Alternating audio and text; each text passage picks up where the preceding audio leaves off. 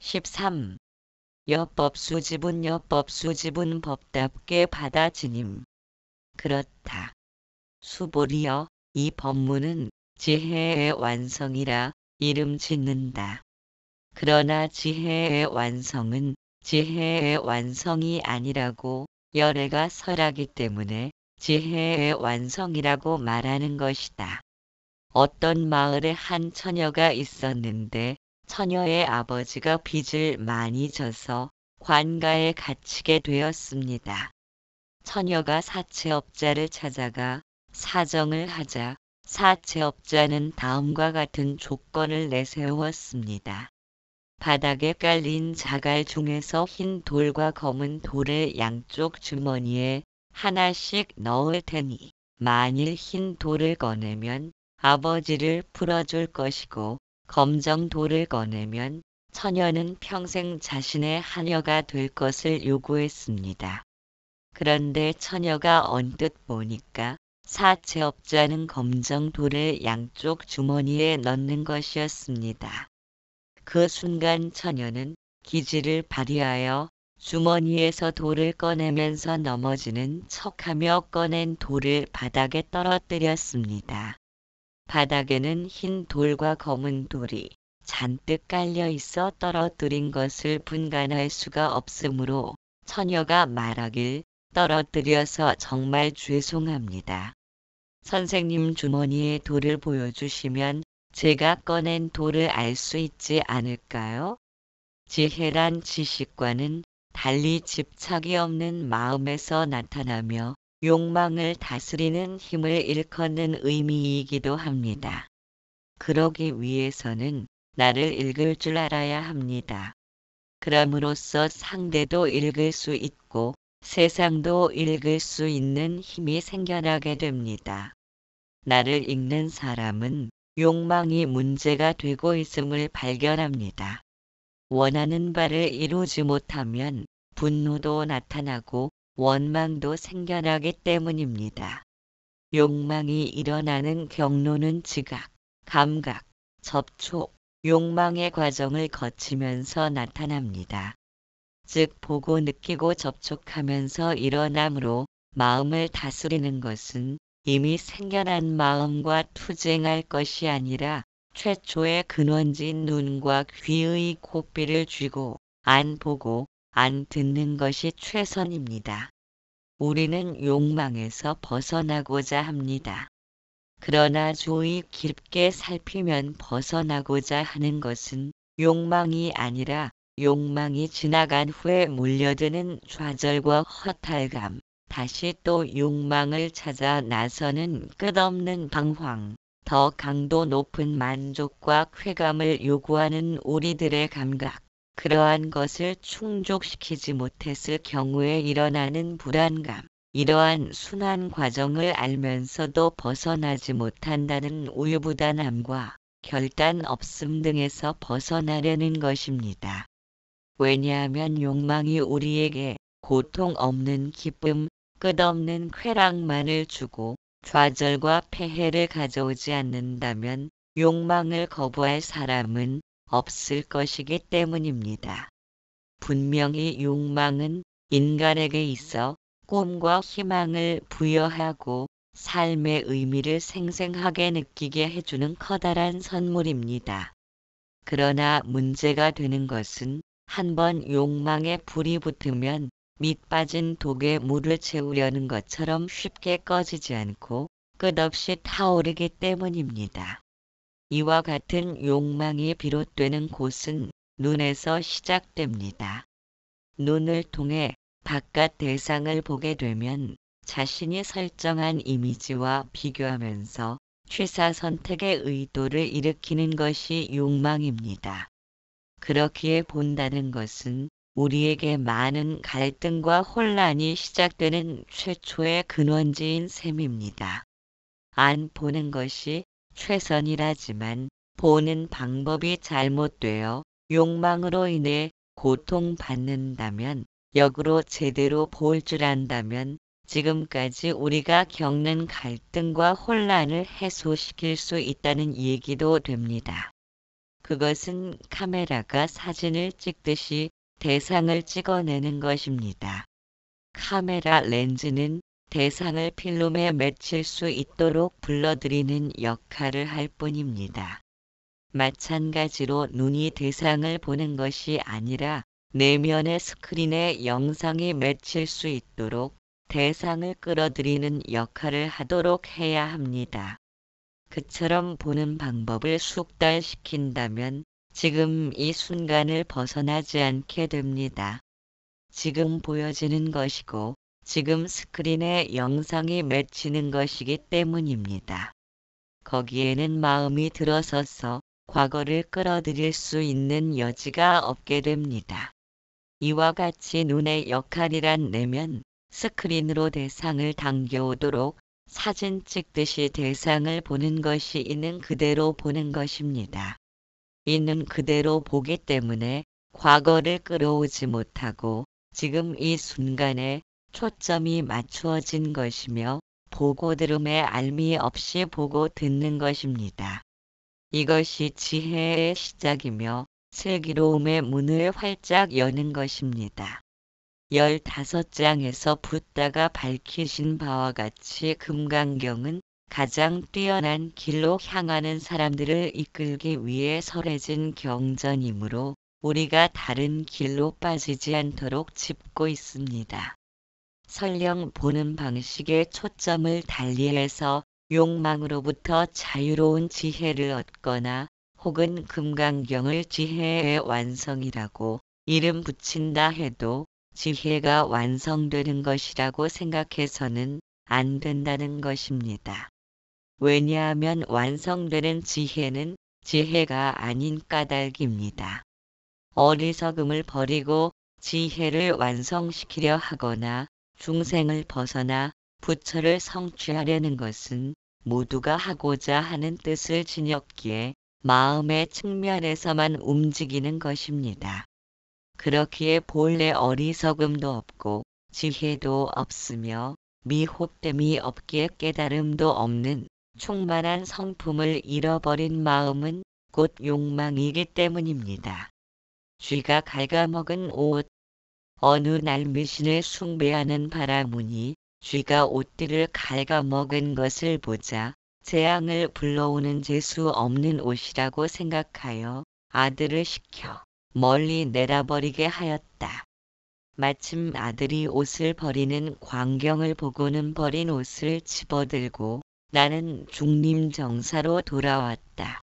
이 소식을 들은 바라문은 중림정사로 나를 찾아와 그 옷은 재수가 없는 옷이니 재앙을 만날 것을 염려했다. 그때 내가 말하기를 바라문이여 우리는 출가한 사람이다. 우리는 남들이 버린 옷이나 떨어진 옷을 입고 산다. 그것이 우리의 생활 방식이다. 우리는 기륭 따위에 마음을 쓰는 사람들이 아니다. 지혜로운 자는 기륭 등의 미신적 사고에서 벗어났거니 행, 불행, 선과 악 등의 굴레를 딛고 일어나 마음은 고요하고 평화로워 다시는 나고 죽는 윤회에 집착하지 않는다. 아함경 14. 이상정멸분 이상정멸분 상을 떠나서 정멸함. 수보리여 이 법문을 듣고 놀라지 않고 겁내지 않고 두려움에 떨지 않는 사람은 더할 나위 없이 훌륭한 사람들인 것이다. 또한 열애에게 있어 인내의 완성은 실은 완성이 아니다. 그것은 왜냐하면 일찍이 가리왕이 나의 두 팔과 두 다리의 살을 도려낼 때에도 나에게는 아상, 인상, 중생상, 수자상이 없었다. 만일 그때 나에게 자아라는 생각이 있었다면 적개심이 일어났을 것이다. 그렇기 때문에 보살의 길로 들어선 사람은 일체의 생각을 버리고 더없이 바른 깨달음의 마음을 일으켜야 한다. 형체나 소리나 냄새나 맛이나 감촉되는 무엇이거나 심적 대상에 붙들린 마음을 일으켜서는 안 된다. 그것은 왜냐하면 붙들려 있다는 것은 곧 붙들려 있지 않은 것이기 때문이다. 앞장에서 완성되는 지혜는 지혜가 아니라고 하였듯이 인내의 완성을 통해 궁극적인 깨달음을 성취할 수는 없습니다. 인내의 완성을 통해 깨달음이 성취된다면 마치 높은 산을 오르는 것과 같습니다. 오르고 또 오르면 언젠가는 깨달음의 정상에 도달할 것이라고 생각하는 것은 무명에 빠진 것입니다. 무언가 쟁취될 대상으로 생각하는 것은 깨달음의 알맹이를 구하는 것과 같기 때문입니다. 설령 죽기 살기로 올라가서 깨달음의 알맹이를 구했다 손쳐도 마음은 얼마 지나지 않아 그보다 크고 훌륭한 알맹이를 원할 것임에 틀림없습니다. 그렇다면 그보다 나은 깨달음을 구하기 위해 끝없이 오르고 또 올라야 합니다. 부처의 눈에는 부처만 보이고 중생의 눈에는 중생만 보일 뿐입니다. 그렇기에 깨달음을 얻고 구한다는 생각이 있으면 중생의 한계를 벗어나지 못하므로 애써 노력한다 해도 결실을 이루지 못하는 것은 깨달음의 병을 앓고 있기 때문입니다. 능엄경에서는 깨달음을 얻기 위해 죽기 아니면 까무라치기로 노력한다면 얻을 수 있어야 하는데 그렇지 못한 것은 벼럼망견과 동분망견이 존재하기 때문이라고 하였습니다. 벼럼망견이란 스스로 망상을 일으키는 직연을 지닌 것이고 동분망견이란 선진국의 사람들은 대부분 좋은 환경에서 자라고 후진국의 사람들은 열악한 환경에서 살아가는 것과 같습니다. 열악한 동분망견을 벗어나야 비로소 벼럼망견이 부서지기 때문에 아상인상 중생상 수자상이 없는 선근공덕이 절대적으로 필요한 것입니다. 만일 동분망견이 존재하지 않고 벼럼망견뿐이라면 죽음의 목전까지 갔다가 간신히 살아난 무수한 사람들 중에서 몇몇 사람은 깨달음을 얻어야 합니다. 그러나 그렇지 못한 것은 개나긴 과정을 거쳐야 하는 동분망견이 존재하기 때문입니다. 한때 우리나라에서도 도논이 점승이 하면서 논쟁하던 시기도 있었는데 그것은 동분망견과 벼럼망견이 존재함을 알지 못한 탓이기도 할 것입니다. 그런데 망자의 종교가 되어서인지 어째서인지 몰라도 그런 때가 있었다는 것이 그립기도 합니다. 깊이 잠들었던 사람들이 깨어나 동분망견을 벗어남으로써 벼럼망견이 부서지게 됩니다. 이러한 사실은 부따께서 직접 죽음의 목전까지 이르는 극단적인 수행을 통해 알아차렸기에 제자들에게 중도의 수행을 권한 것입니다. 부따께서 성인 사과로 불리는 수다원, 사다함, 아나함, 아라한의 과정이 존재함을 밝힘으로써 현생에서의 노력을 현생에서 받으려는 극단적인 수행이란 오히려 탐욕의 근본을 도울 뿐입니다. 그렇기에 선사들은 이치를 알고 도를 닦아야 한다면서 하나같이 유의적인 수행을 경계하는 것입니다. 만일 통증 없이 오래도록 앉아있는 좌선을 수행이라고 생각한다면 그 사람은 육신을 칼로 찔러도 아픔을 느끼지 말아야 한다고 생각하는 것과 같을 것입니다. 또한 고요한 정멸을 수행의 목적으로 취하려는 것은 산만함과 고요함으로 생멸하는 마음의 속성으로 나타난 그림자를 집착하는 것과 같습니다. 붓다는 그것을 법진의 그림자일 뿐이라고 하였습니다. 우리는 전생의 기억이 끊어진 탓으로 어떤 수행을 했는지 어느 정도의 선근인지 본인도 알지 못합니다. 그것을 금강경을 통해 알 수 있습니다. 금강경을 통해 한 오락이 고요한 믿음이라도 생겨난다면 그들은 무수히 많은 붓다를 섬긴 것이며 무수히 많은 붓다 아래에서 그들의 선근을 심은 것과 같다고 하였습니다.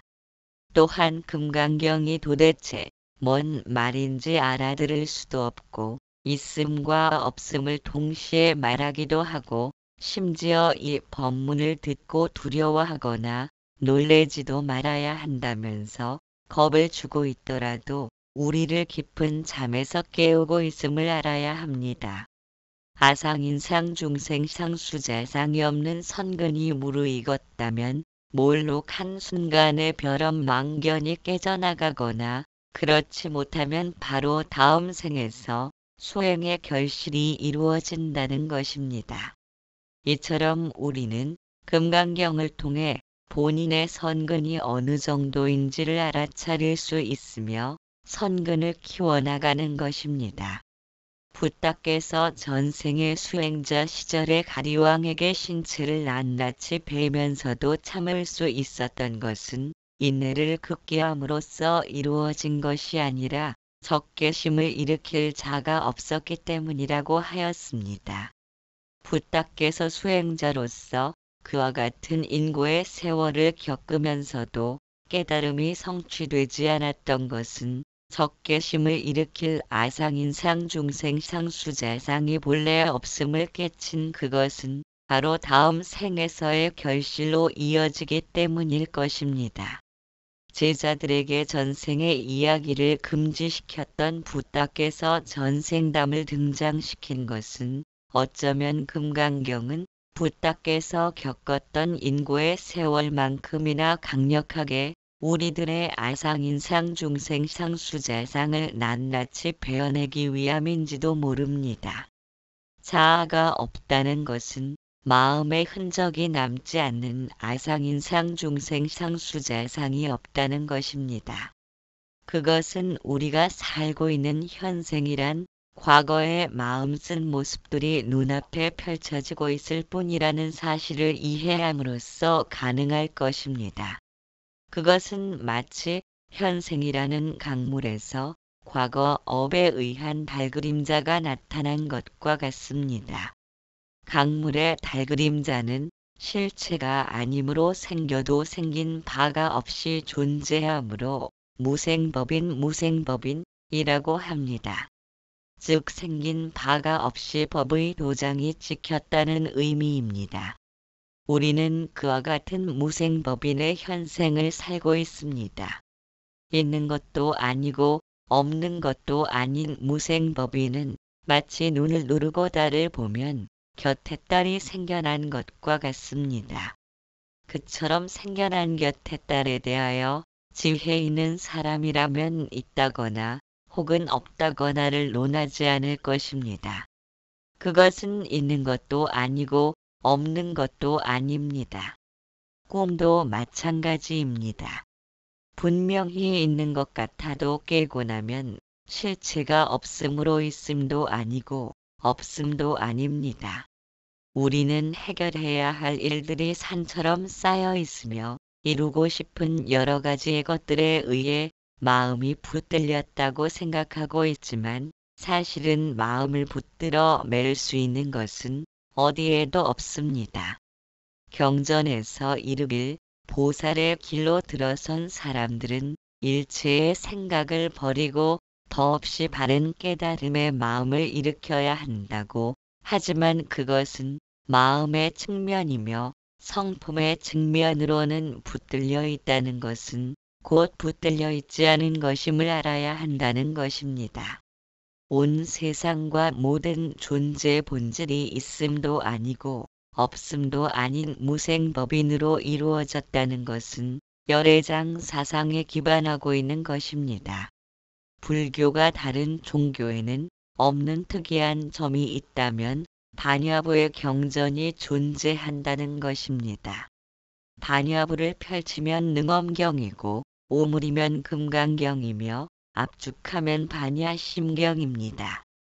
금강경도 반야부의 경전이기에 처음부터 끝까지 열애장 사상을 통해 전개되기 때문에 열애장이 무언지 알지 못하면 반야부의 경전을 받아들이기가 쉽지 않습니다.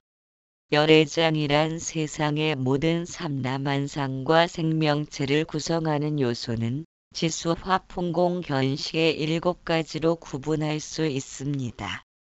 지수, 화풍의 4대로는 물질과 육신을 이루었으며 허공을 통해 숨을 쉬고 공 감각기관으로 견문각지를 행하며 견 그리고 인식과 기억을 통해 습관과 업을 형성하는 의식과 반무의식 그리고 잠재의식의 3가지 층을 이루는 식식을 합하여 7대 요소를 열애장이라고 합니다.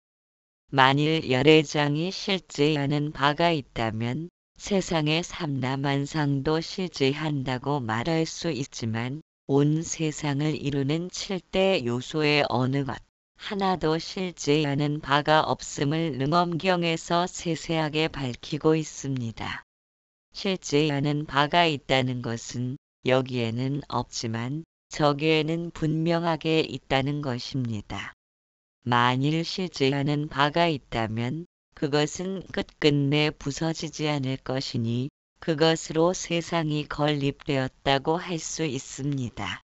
그러나 그런 것은 없으며 또한 온 세상 어디에서든 항상 존재한다면 그것을 실제한다고는 말할 수 없습니다.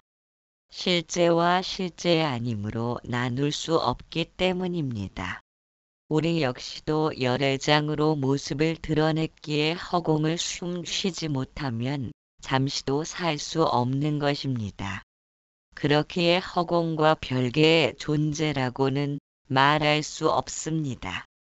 여기서는 이해를 돕는 차원으로 간추려 살핀다면 지수 화풍의 4대는 허공 중에 퍼져 있으면서 땅의 성품은 밝은 빛에서 보면 허공 중에 티끌이 어디서든 항상 날리며 큰 산이라 할지라도 부서지고 또 부서지면 흔적 없이 사라지고 맙니다. 물의 성품이란 자동차에서 바깥 온도와 실내 온도가 차이나면 어디서든 유리창에 물방울이 맺히면서 생겨납니다. 만일 물의 성품이 실제한다면 온도가 다르다고 해서 생겨나지는 않을 것입니다. 불의 성품도 나무를 비비면서 마찰력을 일으키면 어디서든 생겨나므로 실제하는 바가 없습니다. 바람의 성품도 팔을 휘저으면 어디서든 생겨나니 마찬가지입니다.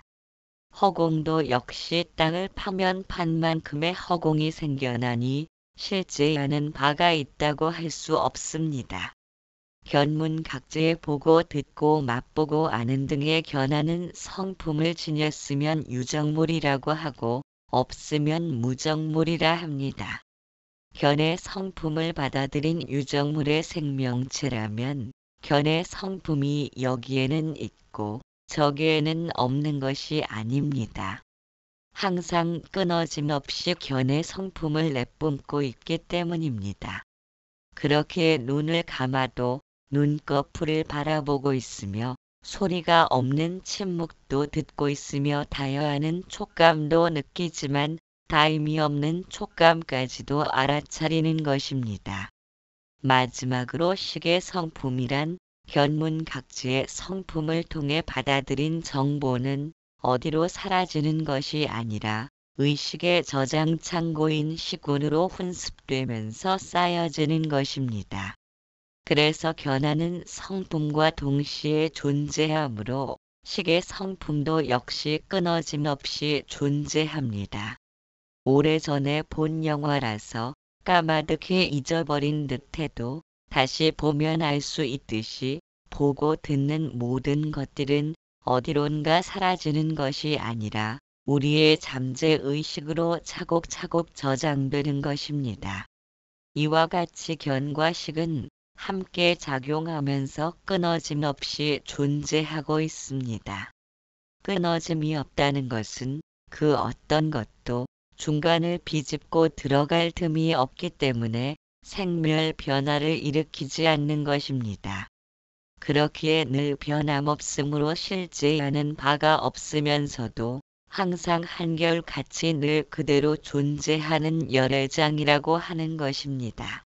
따라서 삼라만상과 생명체는 있음과 없음이 동시에 존재하는 열애장으로 모습을 나타냈기에 생멸 변화는 언제나 일어나지만 실제로는 가고 오는 바가 없는 것입니다.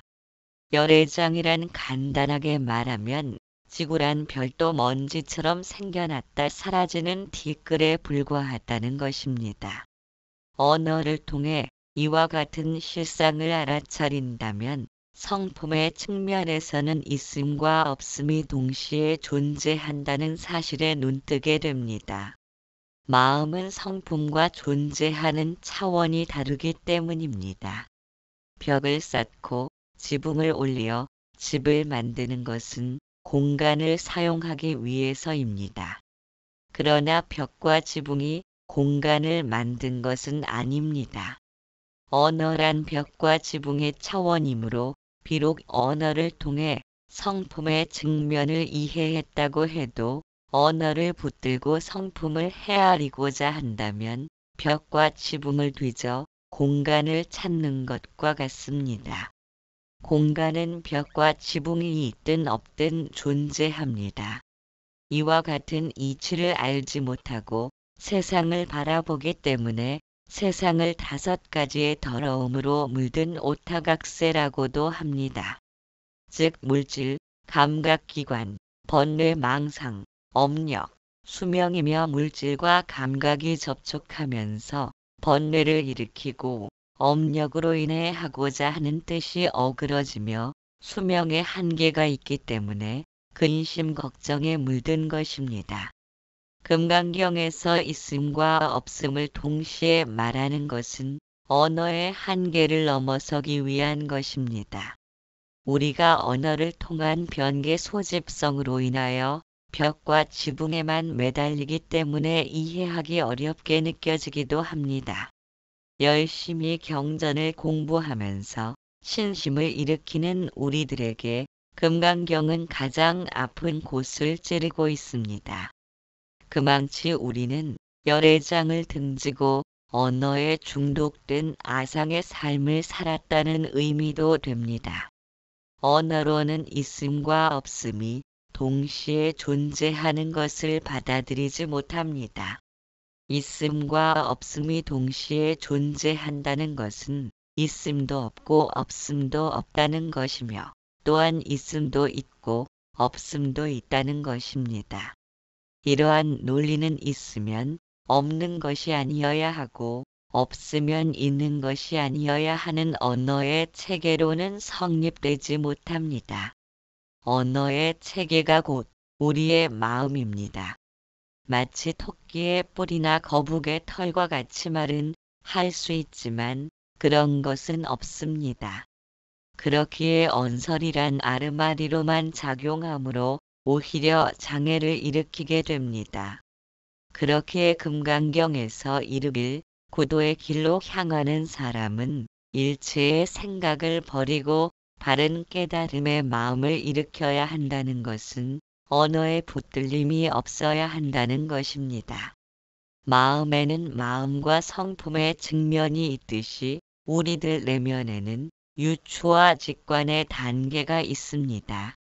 가령 라이터를 앞에 놓는다면 유추의 단계는 이름을 말하고 불을 붙이는 용도 등에 설명하겠지만 직관의 단계에서는 라이터를 들고 불을 켤 것입니다. 거기에는 언어가 필요치 않습니다. 그러나 직관의 단계로 들어서기 위해서는 유추의 단계를 거쳐야 합니다.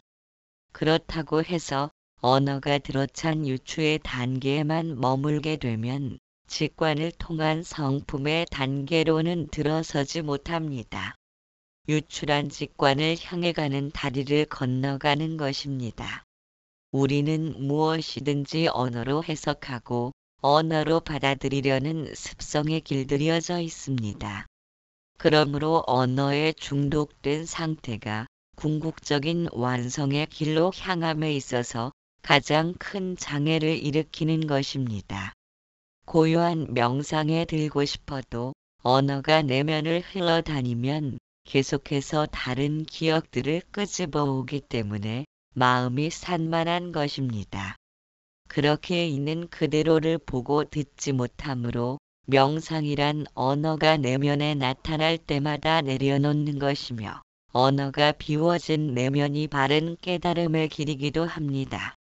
옛 선사들은 언어를 비우지 못하고 좌선 수행을 하면 귀신굴에 빠졌다고 합니다.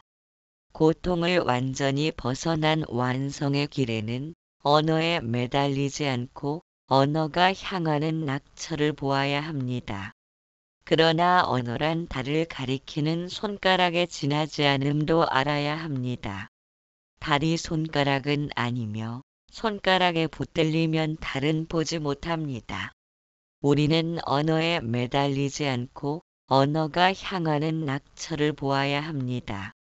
그러나 언어란 달을 가리키는 손가락에 지나지 않음도 알아야 합니다. 달이 손가락은 아니며 손가락에 붙들리면 달은 보지 못합니다. 언어가 가리키는 곳이란 하나같이 텅 빈 본성의 달을 향하고 있다면 언어의 낙처를 살펴야 할 필요도 없습니다. 어떤 표현을 하더라도 거기에는 텅 빈 본성만이 빛나고 있음을 안다면 언설로서 길을 찾고자 헤아리는 어리석음은 이제 그만 냉큼 내려놓아야 합니다. 우리가 언설로 이루어진 마음을 한 생각에 내려놓는다면 그것이 즉각적인 깨달음이 성취된 것입니다.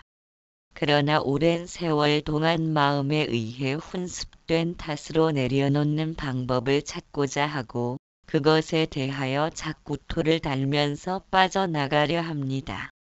고기를 잡은 사람은 통발을 들고 있을 필요가 없고 강을 건넌 사람은 뗏목을 머리에 이고 다닐 필요가 없습니다. 그런데도 끝없이 언어를 뒤져가면서 쓸 만한 걸 찾으려 하기에 고기를 잡은 줄도 모르고 강을 건넌 줄도 알지 못하는 무명의 중생이라 불리는 것입니다. 파격적인 언사를 사용하는 임재 스님의 표현을 빌린다면 언어를 뒤지는 것은 바짝 마른 뼈다귀 위에서 국물을 짜내려는 것과 같고 어떤 작자들은 경전을 자기 나름대로 이리저리 따져 의미를 만들어내는데 이는 마치 똥덩이를 머금었다가 다시 뱉어서 다른 사람에게 먹여주는 것과 같다고 하였습니다. 물론 지금은 수평적 관계를 이루는 시대이기 때문에 정제된 언어와 절제된 행동은 상대방에게 두려움을 주지 않는 무외시라고 하여 물질 보시보다 엄청나게 큰 보시입니다. 그러나 임재 스님이 이토록 강한 표현을 할 정도로 우리가 멀쩡한 성품의 존재임을 망각한 채 언설에 붙잡혀 언제까지 세상에 질질 끌려다닐지는 스스로가 눈여겨 지켜볼 일입니다. 그렇기 때문에 중생이 본래 중생이 아님에도 중생 노름을 멈추지 못하므로 부탁께서는 십신, 십주, 십행, 십회향, 십지 등의 55위의 차례를 두어 보살의 수행 방편을 거짓으로 설하신 것뿐입니다. 그러나 금강경과 같은 반야보에서는 그와 같은 수행의 모든 차례와 방편을 넘어서도록 모든 것을 일순간에 싹 쓸어버리고 있습니다.